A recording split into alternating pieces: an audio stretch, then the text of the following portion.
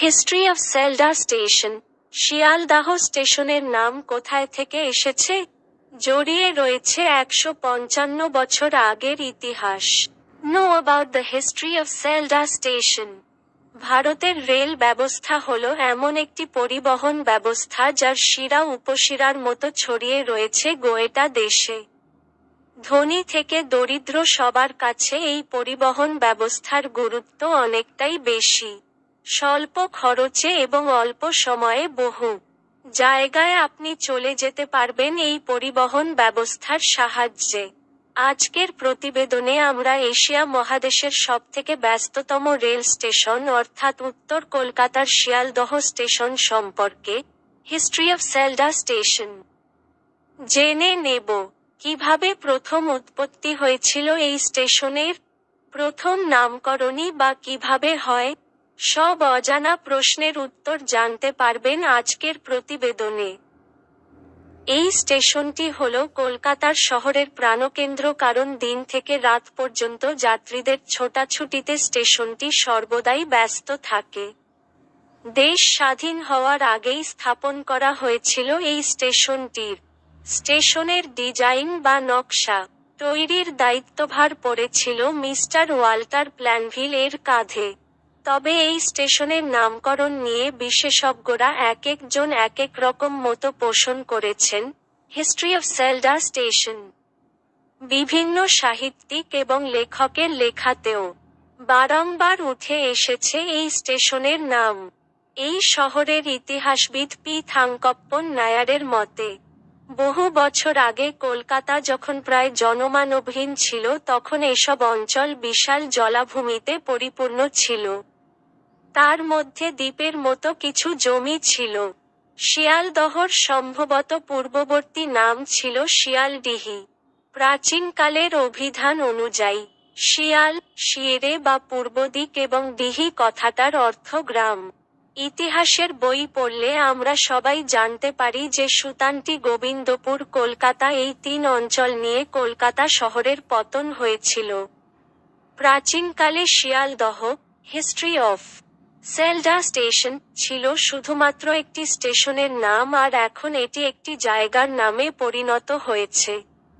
এর সঙ্গে জড়িয়ে রয়েছে চিকিৎসা, ব্যবসা বাণিজ্য, শিল্প এবং সর্বোপরি বাঙালির আবেগ। সাহিত্যিকদের লেখাতে শিয়ালদহ স্টেশনের নাম অনেকবারই উঠে এসেছে। লেখক হ্যারি কটন তার লেখা বইটিতে এই স্টেশনটি সম্পর্কে উল্লেখযোগ্যভাবে ব্যাখ্যা করেছেন। তিনি জানিয়েছিলেন, 1757 সালে আগে শিয়ালদহকে বলা হয়েছিল একটি উঁচু বাঁধানো পথ, যা পূব দিক থেকে আসছে। সুকুমার সেনের লেখাতে আমরা দেখতে পাই যে শিয়ালদহ নামটি প্রথম উঠে এসেছে শ্যাওলায় ভরা দেহ বা শৈবাল দহ থেকে। আবার ডিহিগুড়ার তাজিয়ায় ধর্মীয় অনুষঙ্গ হিসেবে হাসান হোসেনের কবরের প্রতিরূপগুলি ফেলা হতো এখানে অবস্থিত একটি দহে। সেই শিয়া-র-দহ থেকেই এর নাম উঠে এসেছে শিয়ালদহ। যাদের কাছে শিয়ালদহ স্টেশনটির নামকরণ একেবারে অজানা ছিল, আশা করি এই প্রতিবেদনটি পড়ার পরে আর তা অজানা থাকবে না।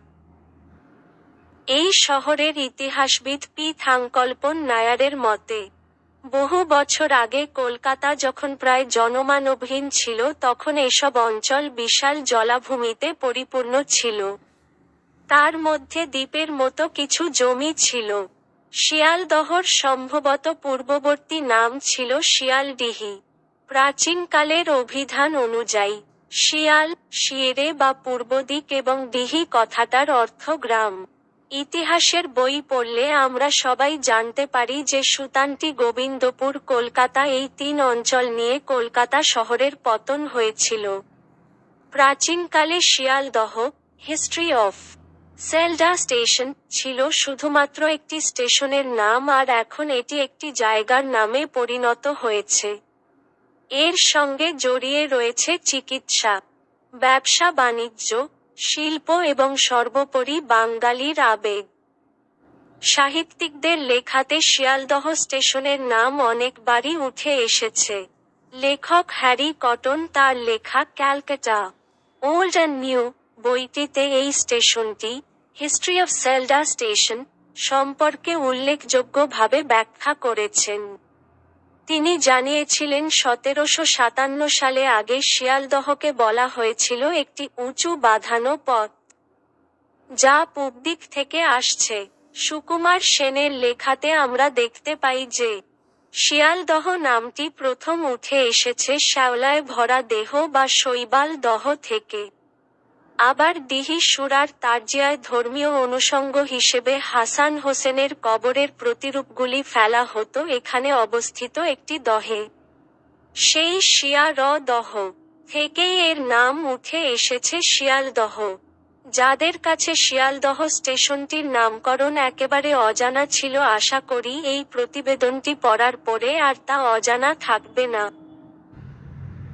আপনারা যদি এরকম ইনফরমেটিভ ভিডিও দেখতে চান তাহলে অবশ্যই গেটি ইমেজেস 2.0 চ্যানেলটি সাবস্ক্রাইব করবেন, আর পাশে থাকা বেল আইকন বাটনটা অল করে দেবেন। তাহলে ভিডিওর নোটিফিকেশন আপনাদের কাছে পৌঁছে যাবে। ধন্যবাদ বন্ধুরা, দেখা হবে অন্য ভিডিও নিয়ে।